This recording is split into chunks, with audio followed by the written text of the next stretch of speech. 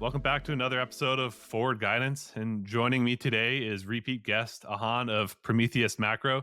He was here a year ago, and it's great to have him back. What's going on? Hey, Felix, good to be on, and nice to meet you live first time. Yeah, totally. I've been a really big fan of your work and your process, and you have some of the best macro chart decks in the game. So this is going to be a chart deck heavy episode. So if you're watching on audio, definitely recommend switching over to video because there's going to be some great stuff in here. But sweet, let's get into it. I want to start off by just understanding your framework, how you approach macro, how you developed Prometheus, and this more systematic macro process that you are a big proponent of versus, say, discretionary. Yeah, for sure. There's a lot to kind of digest around that. So I think why systematic is a good starting point, and then how we do the systematic is nuance specific to us. But like, why systematic is basically a decision about having views on how the world works and how you can generate alpha or excess returns over beta or cash using those views. Now, at any point in time, everyone has views on any particular subject, like bonds, the economy, stocks, credit markets, things like that. But to really develop an understanding of whether those views have positive outcomes and whether they are actually consistent with the fundamentals, you have to go back and test those views over time. So, for example, you think that using X, Y, and Z indicator allows you to have a good understanding of what's going to happen to GDP conditions, and that allows you to trade the equity markets well. Now, at any one point in time, when you're super zoomed into the chart and you're kind of really staring at this one variable, and you have a really high amount of conviction, it may seem like the only logical thing to do. But you can take that understanding, you can codify it, and there are degrees of sophistication in how well you can codify that understanding, and you can test that understanding over time. And what that allows you to do is it allows you to have a much more realistic sense of the amount of confidence you can generate on any particular view that you have on the economy or markets. And so systematization is really just about taking your understanding of the world and testing it across a really, really broad range of environments. So you can imagine a world where I think it was really, really helpful. Probably helpful is an understatement in this case, but it was amazingly useful to our clients that we had trained most of our strategies and our understanding on data sets that we had actually constructed going back to the 50s and 60s. So when we came into the hiking cycle and bonds had this major sell-off, most people in their professional careers had never seen bond market price action like this. And so having the ability to just understand that there are a range of outcomes that are really different, and are the mechanisms that you're betting on in markets consistent with all the possible outcomes, and can you generate money using that understanding? Like that's really what the core of systematization is. And now there are a lot of different layers and levels that you can use. So you can be a systematic, you can be a pure quantitative systematic, so you're just trading on time series characteristics, ball characteristics, things like that. Or you could be a fundamental systematic investor where you basically look at value premium and all kinds of diff quality junk, like all those different types of premium. What we do is macro systematic, right? And what we think is that macro is really centered around three big variables: growth, inflation, and liquidity. Growth is basically just how much output you have in the economy and how much nominal spending. Very well known, very well captured by GDP. Inflation is the price level. You have PPI, CPI, PCE, GDP deflator, a range of inflation measures that basically just capture our prices going up or down. And then the last one, which is a little bit more esoteric and something that we worked on developing a lot, is this idea of liquidity.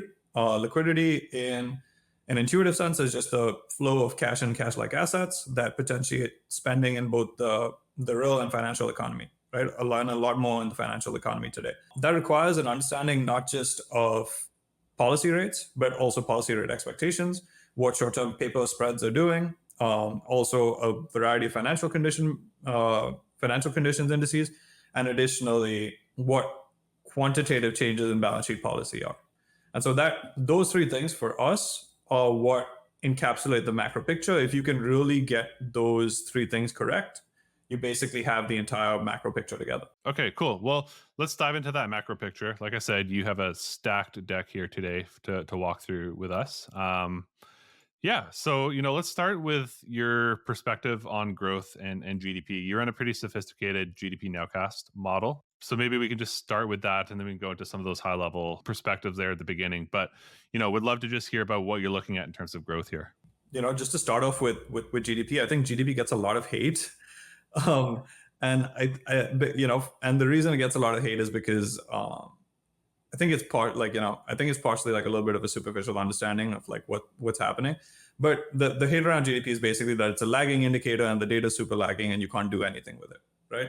And there are a variety of reasons why that doesn't necessarily make sense. But I think the simplest thing that we can do is we can take all of the individual components of GDP and we can create a decently timely measure, about as timely as all the other leading indicators, a measure of GDP. And what you'll find is that's actually a pretty decent barometer of what's happening. Additionally, it gives you the most comprehensive understanding of what's happening in the macro conditions. So looking through the individual components of GDP is really, really helpful and through these lenses. So, just to start with this first slide over here, now GDP is pretty high relative to recent history, and it's started to kind of come down. So what we have visualized over here in the blue line is our monthly estimates of GDP. The red line is the GDP deflator. So that's not PCE or CPI, that's the GDP deflator itself. And we have those numbers running at about the real GDP numbers about 2.1, 2.01, and the GDP deflator about 0.07. And you add those two together, you get your nominal GDP. That number is largely elevated relative to anything we've seen in recent history. But at the same time, we've also come off from a period where that number was somewhere closer to the sixes. And so we are starting to see at a very headline level kind of this slowing. So I think what's useful is if we start going to kind of the next slide and breaking down the components. So what we're showing over here is that, so what we have on this slide is basically our month-on-month estimates for each of the individual GDP components. So consumption, investment, government spending, exports and imports. The exports and imports end up netting out against each other by and large. So they tend to have relatively low importance unless the rest of GDP is really, really weak. And then you tend to have trade become really important for the economy. Yeah. And this is sort of what happened in like 2022, right? Is where we had those negative real GDP prints mostly because of how negative net exports was, right? Yeah, exactly. So, when you basically have a situation where the other parts of GDP are compressed, then the trade parts start to really express themselves. But really, what's super interesting is that, trade components just tend to actually reflect what's happening with the goods economy, both internationally and domestically. So on a standalone basis, they tend to be good indicators, but once you net them out to the actual effect of GDP, they're not actually that meaningful unless you have a really subdued domestic sector. So when we look at that domestic sector, looking at those month-on-month numbers, things are broadly pretty good. Consumption has been pretty strong. Investment has been strong, but with a little bit of weakening recently. And government spending, while they look like they're a whole bunch of zeros, it's basically been really, really consistently positive. So it's adding about 40 basis points of the current GDP number that we're seeing today.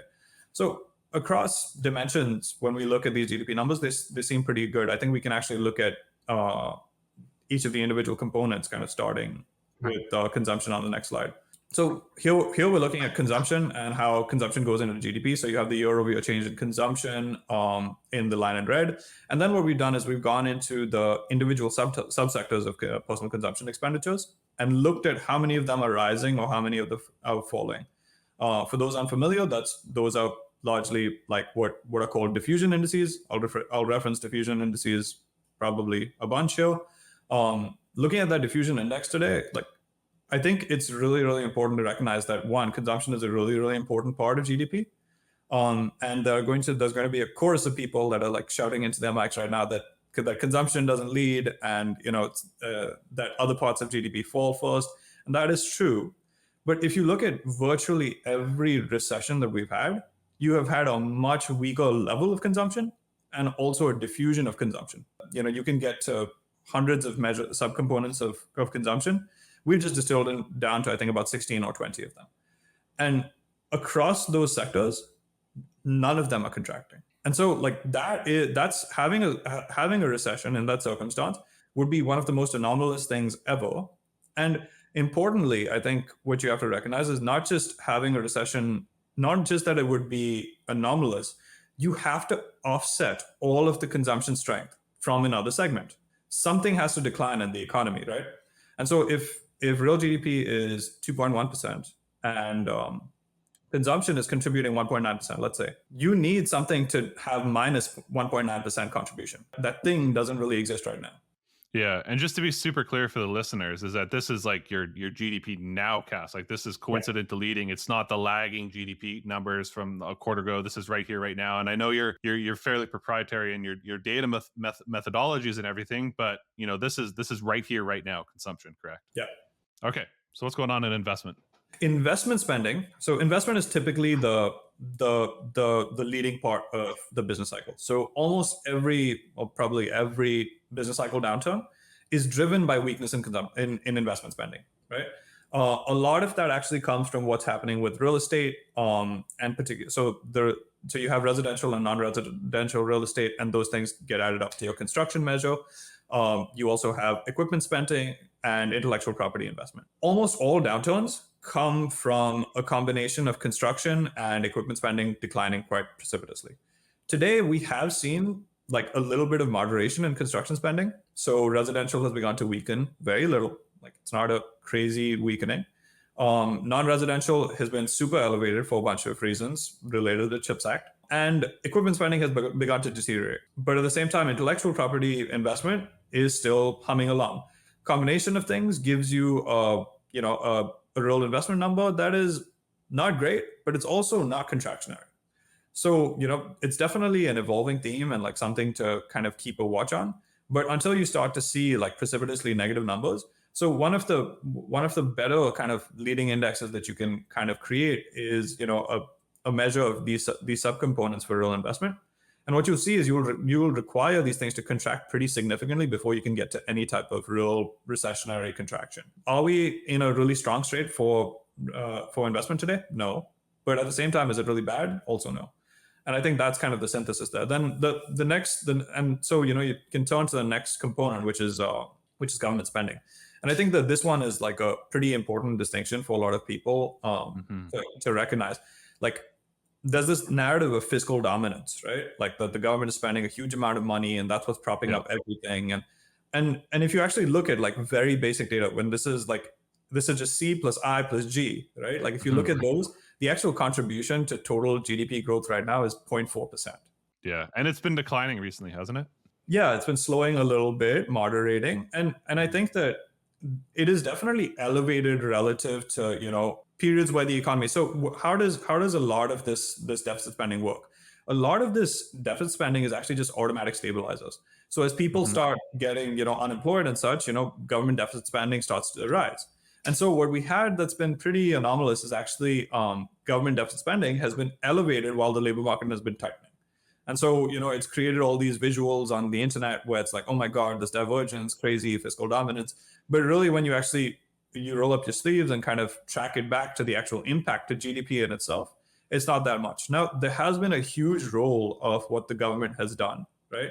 And what their role has been is a knock-on effect from the stimulus they originally did during COVID, creating a lot of balance sheet strength, which has allowed consumers to spend. But I think that the understanding needs to be not that the government is spending on an ongoing basis in a way that's propping up GDP. It is that they did something which infused cash into balance sheets, and that cash on balance sheets has supported financial conditions and has supported the consumer, which has allowed the consumer to be the dominant driver of this expansion today. And that's what we see across measures. Ahan, I want to ask you something that I've been trying to figure out myself around government spending is how is interest payments expense calculated into GDP and government spending, if it is even included there? Because when you look at, say, the dispersion between GDP and GDI, those should be pretty equal, but they're they're just different sides of the balance sheet, but they're actually not recently. And I believe it has partly to do with how we're calculating interest payments. So when people look at interest payments just soaring nonstop right now, they attribute that to basically fiscal dominance and government spending. Does that get represented in this GDP component, or how is that calculated? It doesn't actually. So the interest payments numbers, they end up going onto the income side. So you actually end up having your government interest expense ends up going into the GDI numbers. So you have all kinds of you have your wages, then you have your asset income, and your asset income, part of that asset income is what you get from the government. Now, the thing is that there are certain methodological problems with the way they estimate the not just the interest benefit that you get from the government is pretty clear and pretty easy to track in the national income accounts. But the part that's harder to kind of wrap your head around because of the overlapping nature of balance sheets is what is the interest burden that corporations are paying? Because one person is paying interest burdens and the other one is receiving that benefit. And so as a result, what you have is the way that those numbers are imputed, they have 100% good representation of what the income from government securities is, but not such a good representation necessarily of what the interest cost is for the private sector. And so as a result, you have this weird and huge discrepancy in terms of, interest payments are rising dramatically, but there's no interest burden cost. Reality is always likely to be somewhere between extremes. You probably have private sector interest burdens a little bit higher than is indicated by the national accounts. And then wrapping it up, what do you see in terms of exports? I think exports and imports, when you really look at those conditions, exports I think are really a reflection of what's happening with industrial supplies production, which is really for the most part just energy production. And so, weak energy demand, post the 2015 kind of era is basically reflected in export activity. And that really is a function of what's happening in other countries rather than what's happening in the United States so much. When you turn to the domestic part, which is the import component, what you'll see is that it's largely reflective of like what's happening with business conditions. So companies are basically importing a few things. They're importing autos, they're importing a lot of computers and electronic related tech, and they're also related, they're importing engines and aircraft carriers and things like that. And so imports are largely consistent with what is needed to be produced in the United States for industrial consumption. And that number has been a little bit more positive recently, but as you can see, there's quite a bit of volatility around those numbers. Again, much like the investment picture, it's pretty mixed. It's not something that's great. It's not something that's terrible. It's okay. What's really important is like, how do you put all these numbers together and kind of go and trade markets, right? These GDP numbers are basically consistent with what ends up being the top line for a country, right? Like there's some calculation stuff that you have to do and whatnot, but just intuitively, GDP is very, very consistent with revenues and top line for companies. What you do is you pass them through, you receive the top line, you extract out the cost, and you get your profits. And that's what's in our next section. So what you'll see is that corporate profitability. Oh, I think there's one last thing we should go through probably, because this is really informative. What we're looking at over here is, okay, we've shown you these four things, and maybe, it seems maybe too surface level and too plain. So what we've done is we've gone across 75 different components of GDP, right, that go into our GDP nowcast. And we said, what is the diffusion of those subcomponents? Like how many are positive, how many are negative? And that's the red line. And so what you should see is like, for those people that are really like leading indicator type things, is that the diffusion of these things actually tends to break down ahead of the total economy. So maybe the durable goods side, the housing side, et cetera, start to break down ahead of the total economy. Today, when we look at that number, we have about 65% of those numbers actually rising.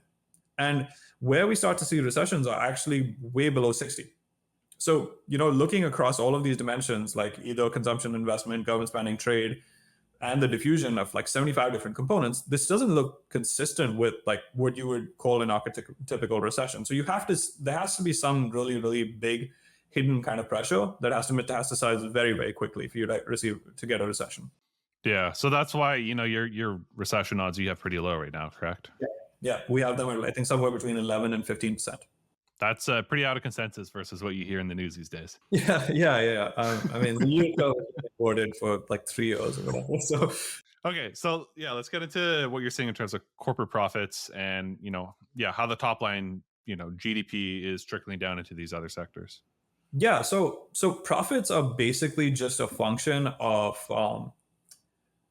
profits are just like a macro residual. And like said simply, it basically means like profits are like business savings. For businesses to save, somebody has to not save, right? So who cannot save? Like consumers cannot save, the government cannot save, foreigners cannot save, or businesses can reinvest. So they can borrow, lever up, and reinvest into themselves net of their depreciation cost, right? So though, if you add up those 4 different sources, you get a perfect reconciliation of what profits actually are. So you can actually track the exact sources of profits. And so what we're looking through in this section is just like what's driving profits today. So I think like the first visual that you see on this page here is basically our estimates for how much of household spending is supporting profits. So the blue line and the red line are actually like accounting consistent. What that means is literally like if you see a 10% for household spending in the blue line, that's actually contributing to the 10% growth of profits. So we have 4 different perspectives we're going to look through, and if you add them all up, you're basically going to get the red line, which is corporate profits. And I think one of the things to really recognize what we described previously too is that consumption is super strong, right? Because of the income effects and high employment, et cetera, and that consumer spending is the biggest support today to corporate profits. And what you'll see is that during all past business cycle downturns and recessions, consumer spending hasn't been that much of a support to corporate profits. What has usually been the dominant driver is actually on the next slide, which is business investment. So you look at what's happening to business investment and you subtract out the capital consumption costs and the depreciation costs, and what you get is the net reinvestment of businesses into their own production. And that has been a really, really good explanatory variable for what drives profits typically. Just think back to that last slide, talking about household spending. The only, wall that I could see that happening is people have been looking at, savings rates of households. And that is starting to hit levels where, you start to be wondering whether the consumers, starting to tap out. And this was just the last, flush up there. So how does savings rate come into this? So this number is largely consistent with savings, plus or minus like a few other items that you have to account for. But I think the thing to recognize is, right, like savings rates are like they're just they are a function of consumption relative to the amount of income, right?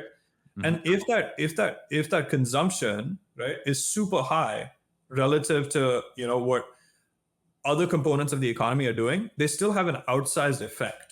So even if you have a 2% savings rate, and that 2% savings rate continues, it still continues to support profits because it's so large, because you have trillions of dollars in that 2% savings rate, right?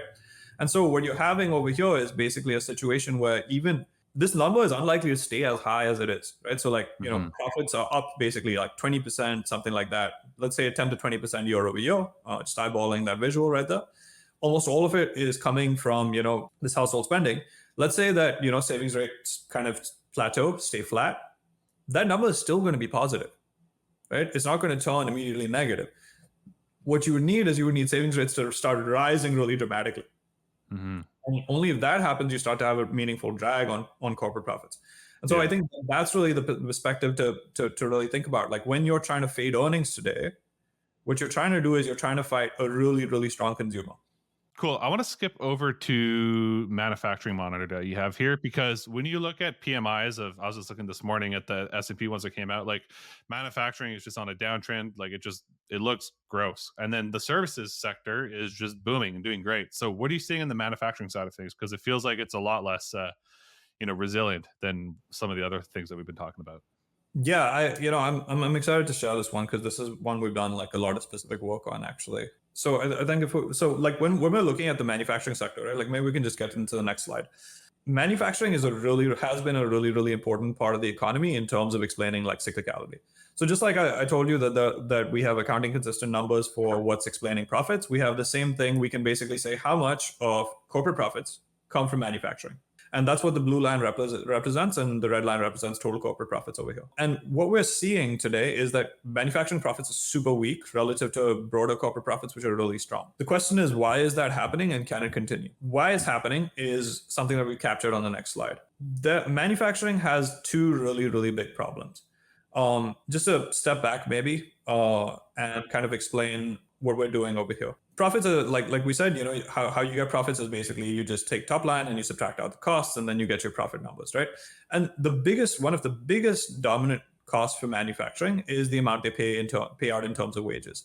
So what we've done is we've gone out and estimated what are total manufacturing sales, that's in the blue line, and we've estimated the actual dollar impact of wages. So if you subtract the red line from the blue line, you basically get a really good estimate of like the majority of profits. Not all of them. You have to account for interest burdens and things like that as well. But one of the most dominant drivers of what happens to corporate profits is just the difference between these two lines. And so what we're looking at today is a situation where just paying the ongoing wages to manufacturing in terms of like, employee wages absorbs almost all of top line. And that's not accounting for, other investment costs, for debt service costs and things like that. And so without that dynamic changing, with either sales just ratcheting up massively, or, what needs to happen is we need to have the firing of employees, you just aren't going to escape this negative manufacturing kind of dynamic. So on the next slide, we've basically broken down what is it that is making manufacturing firms have such high wage costs. And what you're looking at is basically that like wage costs are basically a function of how many people are employed, what their wage rates are, and then the number of hours they've worked. What you see today is that we don't have very, very strong employment growth in the manufacturing sector. It's actually been pretty weak, which has been consistent with pretty weak output. But what has happened is that because of the inflationary pressures, high nominal spending, and things like that, we've had a really, really large rise in wages for the manufacturing sector. Now, the problem is that like firms are not usually, they're not price setters in terms of like how much they pay out in terms of wages. The only thing that they really have a lot of leverage over is like how much debt they take on or how much capital they use and how many people they employ. And so the current manufacturing setup is super conducive to an environment where top line sales are almost entirely absorbed by the existing workforce. And the only way to get a better profit outcome is to actually fire some workers and reduce employment. And so that's what we actually begin to see like the initial phases of. So I think we have a few slides kind of showing that there's been a pretty pervasive weakness. So here what we're showing is basically that here we're looking at manufacturing production and capacity utilization. Capacity utilization basically gives you a measure of how tight or loose conditions are, right? And then production is basically just how much output is coming from manufacturing firms. That's been pretty negative. If we turn to the next slide, what you'll see is that orders have also been pretty weak, and inventory growth for the manufacturing sector has also been pretty weak, which is, inventory growth typically just follows orders growth. And then finally, if you finish on the last slide, what you'll see is that employment has been super weak, and real sales, which is the output, which is consistent with production, has also been pretty weak. So like looking across all of these measures, you basically get the sense that like the manufacturing sector at large is weak, and the only lever they really have in terms of like a macro lever they have to play is to actually lay off some workers. The problem is when you start laying off workers, right, it creates like a self-reinforcing spiral downwards. And so like the only apparent situation is one where you actually have an ongoing downturn in the manufacturing sector. So we add all of those different perspectives up and we get our manufacturing profit estimates.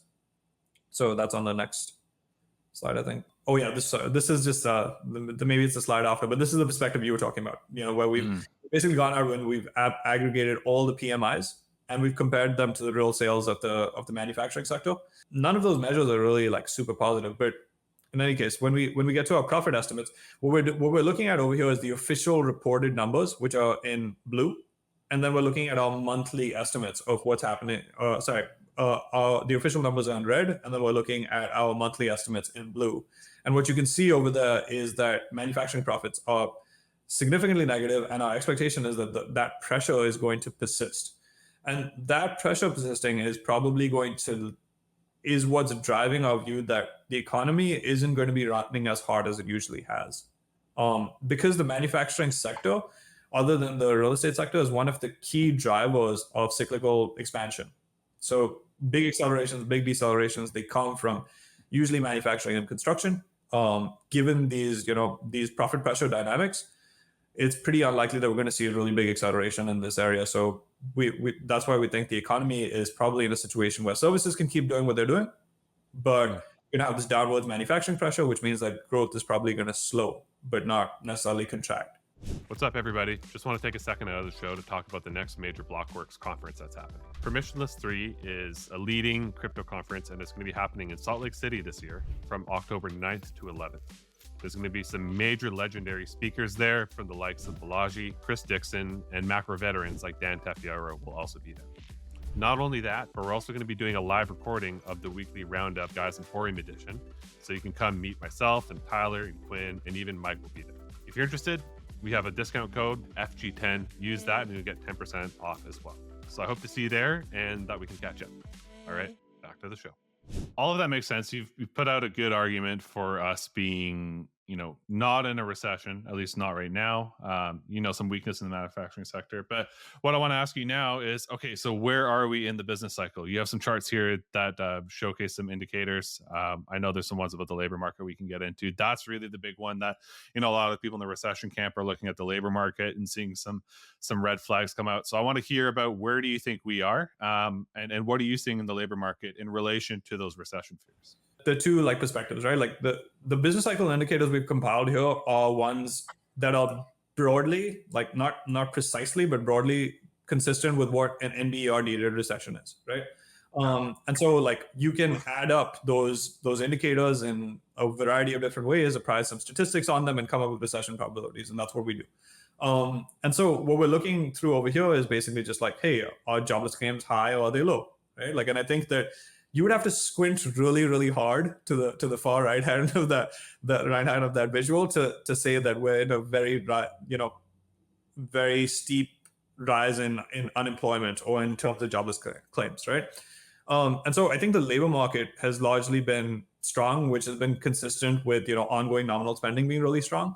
And we have a few perspectives. I think that we have the next perspective is on nominal spending and what's powering the labor market. So this is basically another input. So the NBR uses, they use income, spending, employment, and I think sales and production. So there's 5 prongs. They use those 5 prongs to basically come up with, what are the recession probabilities.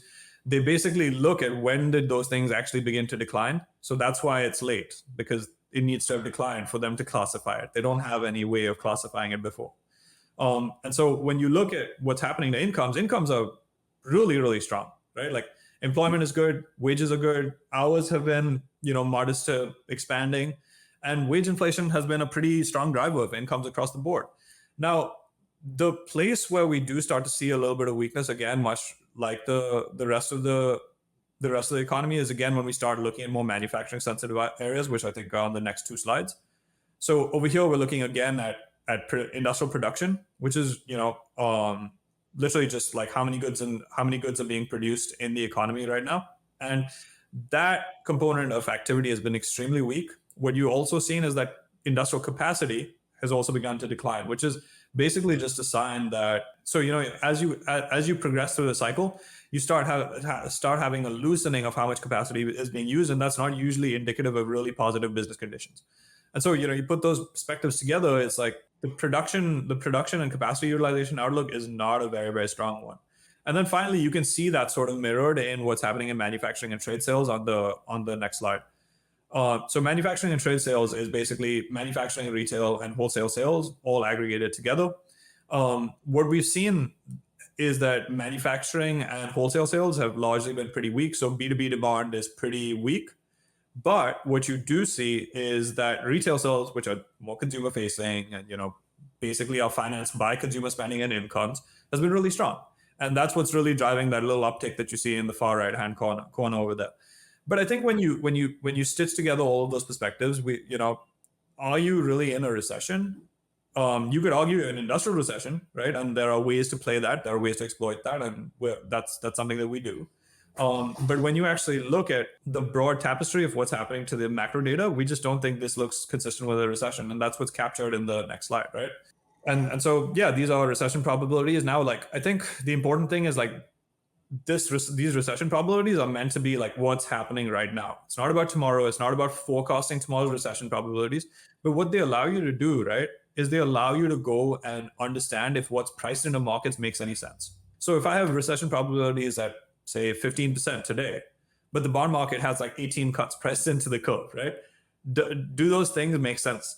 And really, that's what we're trying to do with this particular model. There are ways to get to a more leading understanding of like whether we're going to go into a recession or not.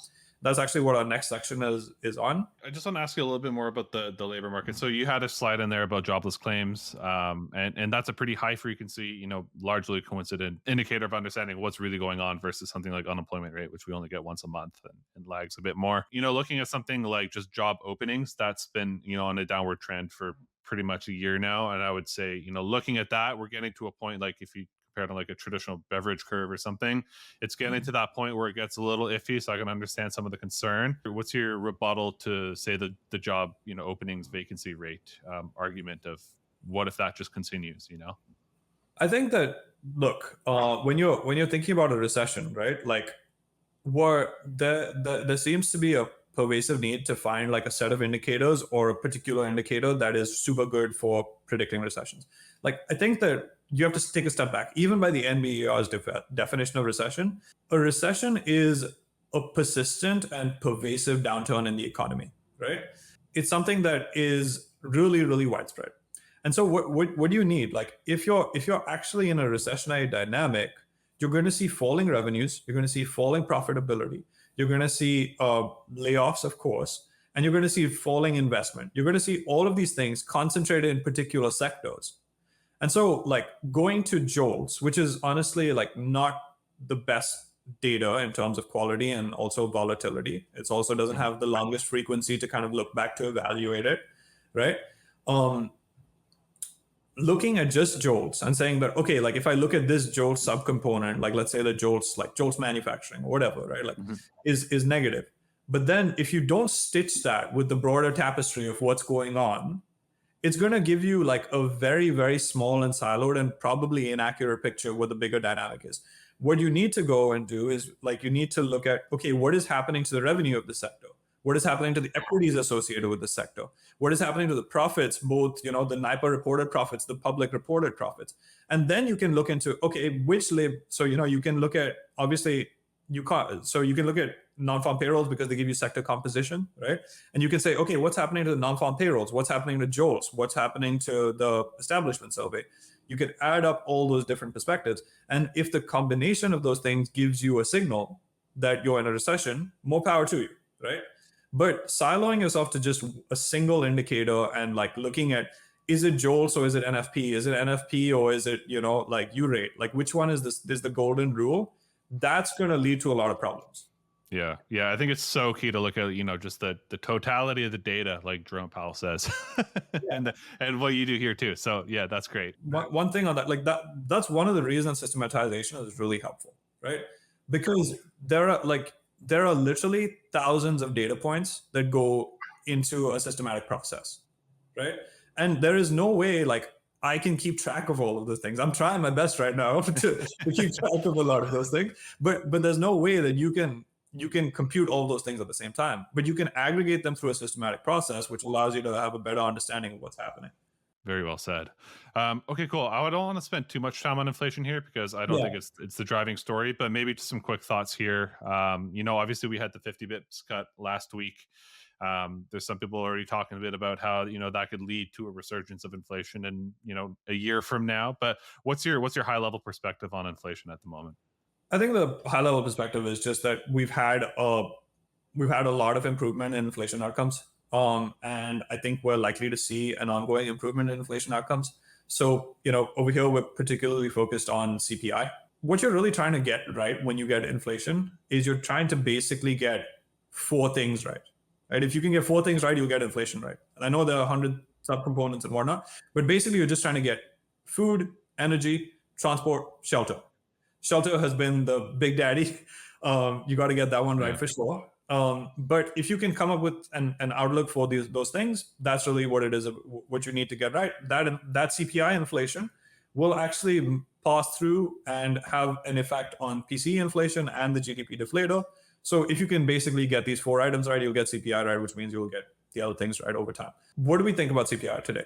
I think that like the biggest thing is that there are 2 existing pressures. One is that transportation spending has begun to slow down, right? And as nominal spending begins to slow down, you start to have more pressure on prices. That's one. The second thing is that the the inevitable lags of measured home prices are probably going to pass through and hit shelter inflation. The combination of those dynamics are definitely a benefit to inflation heading towards target. And that's roughly where we think we're at. Do we think we're going to get to 1% inflation? No. Like, do we think we're headed back to a big inflationary outcome? Also, no. I think that we're just basically in this, 2.5-ish kind of range. And that's roughly where we're going to stay. Cool. Okay. Well said. So just to recap where we're at so far, we've gone through your growth perspective and GDP. It's resilient based on your now cost models. Looked at some of the business cycle indicators. There's some, signs of slowing, but definitely not contracting. Manufacturing has been the weakest point, but looks like it's about as nearly as bad as it gets, maybe a little bit worse, but flattening out. So we talked about inflation. The last component of what you mentioned of your systematic process is liquidity. And I'm excited to hear about how you break down liquidity, because it's one of those words that can mean a million different things to a million different people. So I'm excited to hear about how you view liquidity here. The impetus for me to personally get involved in looking into liquidity was basically like when we hit zero interest rate policy. And then kind of saying like, okay, if we're at zero interest rate policy, does monetary policy not matter at all? And then trying to reconcile, like, was balance sheet policy important and how was it important, right? So maybe if we can start by looking at the first visual. So this is just kind of like to give you where we're at in terms of liquidity. We think that liquidity is largely positive. Liquidity has been pretty synonymous with yield curves over the long history, but that's more a context thing. I kind of want to give you a little bit more on the mechanics of how we think about liquidity. So maybe we can just hop to the next slide.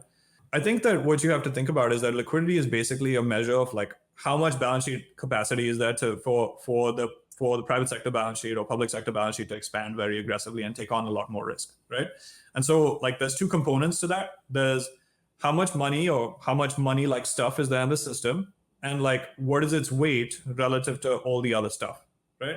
And so what we're looking at is we're going across sectors, right? So we're looking at corporates, we're looking at the Fed, we're looking at the Treasury, and we're looking at intermediaries, and we're saying, hey, how much potential is there for them to expand their balance sheets a lot? What that usually boils down to is how many liquid assets they have relative to the broader store of assets. So over here, what we've visualized is a pretty basic understanding where we've gone out and we've netted out so each of these balance sheets basically overlap with each other.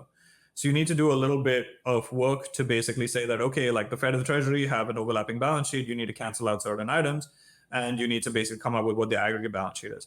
And so what we've done is we've gone out and found the most liquid assets that exist in the world. We've netted out the intra-balance sheet holdings, and then what we're looking at is, okay, like what is the stock of liquid assets? And what you'll see is that that number completely just exploded during COVID, right? And it also, it's been relatively high, like during the GFC period and things like that. And what you're really trying to basically get a handle of is what is the potential for this to kind of flow into markets or create lending in the economy. And I think that like a really important historical perspective is how we got to this point. So maybe if we go down maybe 3 or 4 slides over, there's a transition from a commercial paper to reserves. Yeah, so this was like a really kind of pivotal understanding to like how the liquidity system works. So like you've definitely seen S&P 500 versus reserve balances. Like you've seen that visual everywhere, and like really bad statistics done on it, and how that. So how did that relationship kind of come about, right? Prior to the GFC, reserves were like not a thing. They were not a thing for commercial banks. And most liquid assets were actually stored in the form of commercial paper or in the form of repo, right? They went into money market funds, and those money market funds allocated to these places. But what happened during GFC was basically the commercial paper market imploded, right? And you had to have a big regulatory change, which allowed for commercial banks to go from a scarce reserve regime to an ample reserve regime. And that's the transition that really happened post GFC, which made reserves one of the pivotal drivers of liquidity in financial markets. But prior to that, you used to have a much more dominant private sector. What you need to look at when you're looking at liquidity conditions is you're trying to understand whether the total amount of risk in the system is going to increase or decrease based off, one, risk expansion by the private sector, or a policy push by the public sector. And that's really what you're trying to get to. Do you think QE and QT could have worked as well before this phase, or is it only because we're so anchored to bank reserves that it's actually effective now? So basically, you had something called, earlier you used to have a corridor system of interest rates, which was basically something where you were incentivized not to maintain reserves. If you had QE happen in a corridor system, like, you would have the most egregious risk taking possible. So it just like wasn't possible under that framework, under that monetary framework of operating. Like, you just wouldn't have. So for them to be able to do QE, they had to go into this kind of ample reserve regime where you receive interest on reserves, which incentivizes you to keep reserves. And that, plus what happens with the repo market, it determines the underlying liquidity of the financial system. Yeah, because interest on reserve balance is the top band and like reverse repo at the bottom, right? Yeah. Yes. And so like it's kind of like, it's interesting that they call it a floor, but it's anyway, because it's just another corridor. But in any case, that's a technicality. I think what you're really trying to figure out is like, what is the capacity of the financial system to expand, right? And so tracking both what's happening with interest rates, so like what's priced into the curve, what's happening with realized policy rates, what's happening to financial spreads, and then looking at like what is the quantitative push from central banks, the treasury, and by intermediaries, gives you the total picture of what's happening to liquidity. There are four like major sources, right, of liquidity. There's the Fed, there's the treasury, there is corporates, and then the intermediaries. These are the four big guys that basically determine what's happening to liquidity conditions. The Fed has become a huge player today, right? But I think it's really, really important. Like, all of this spiel that I've just given you about liquidity is super important to understand, because the Fed's role is going to decrease now. Because they are engaging in QT or taper, or whatever you want to call it. They're engaging in that process. They're rolling off their assets, as you can see over here.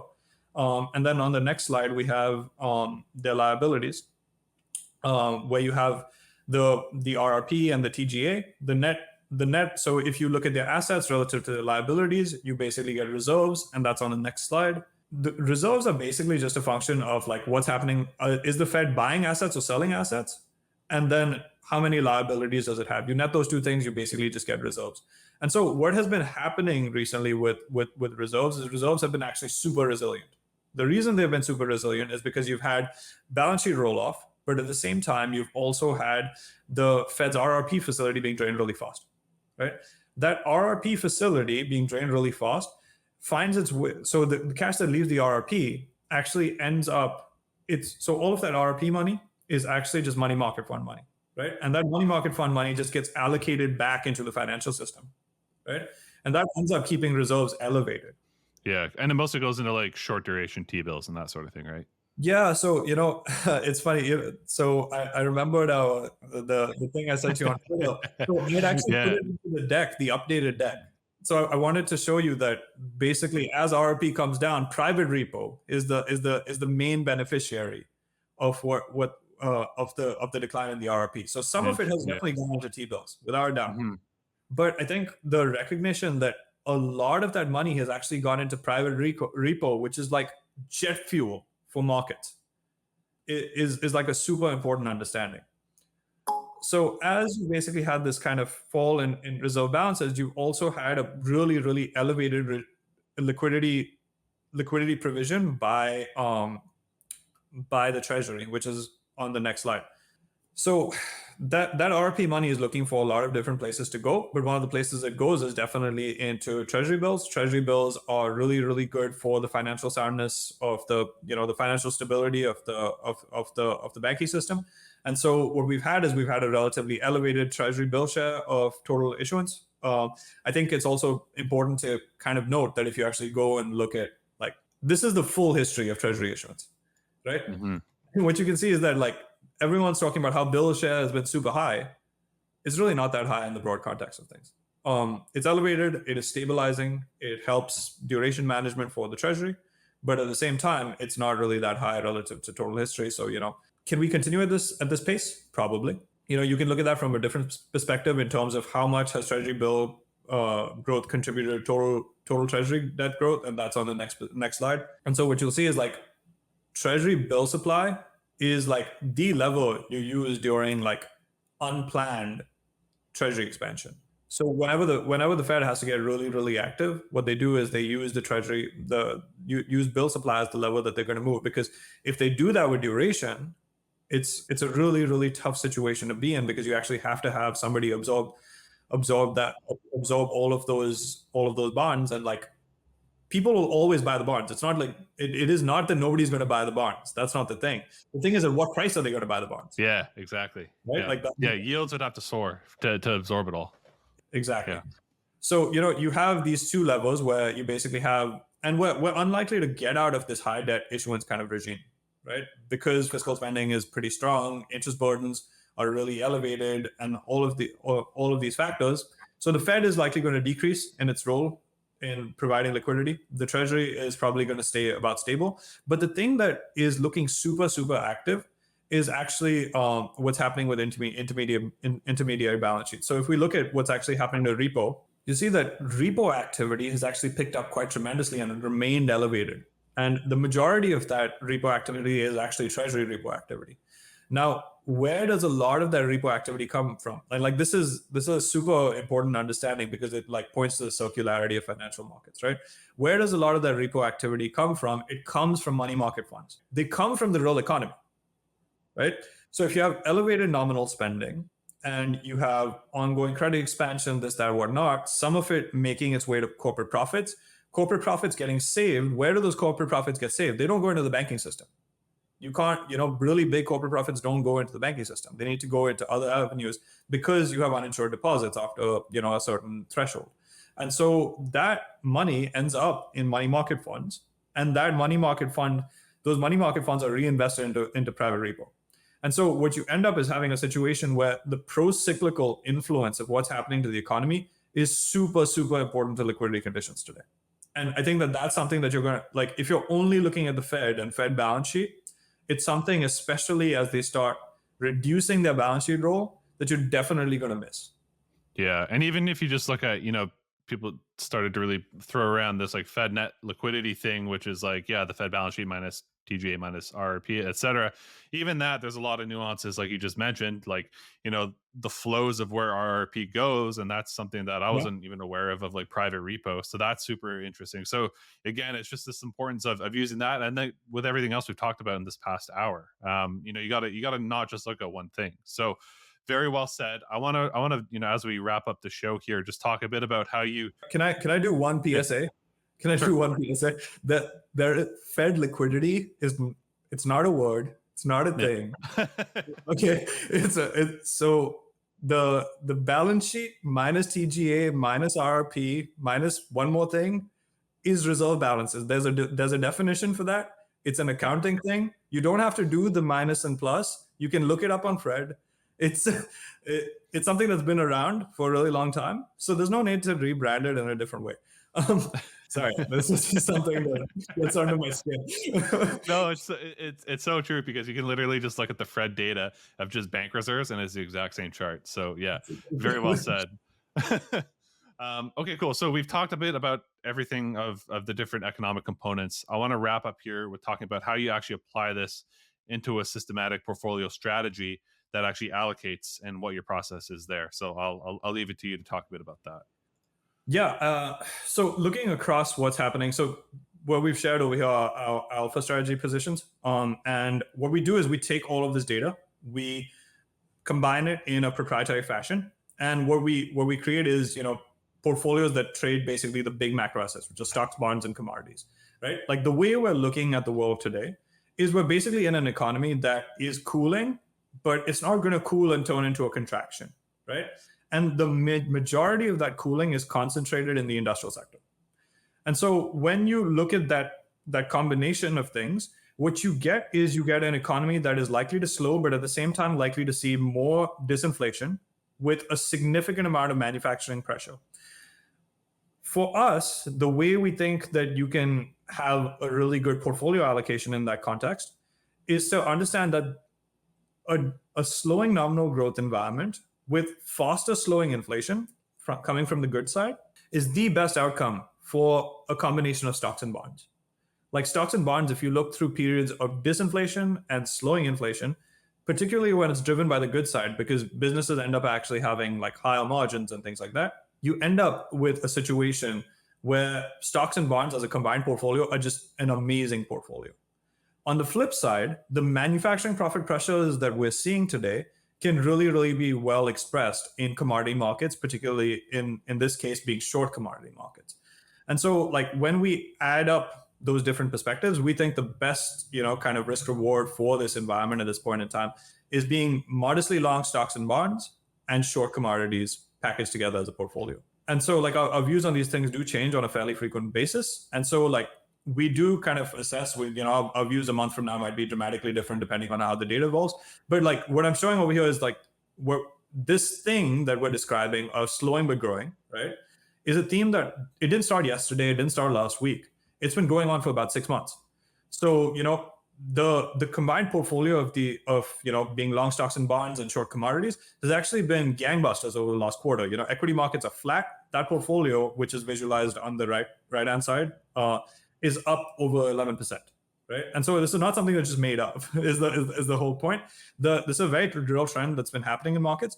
Arguably, we have reached a point where a lot of the gains on that trade have been made.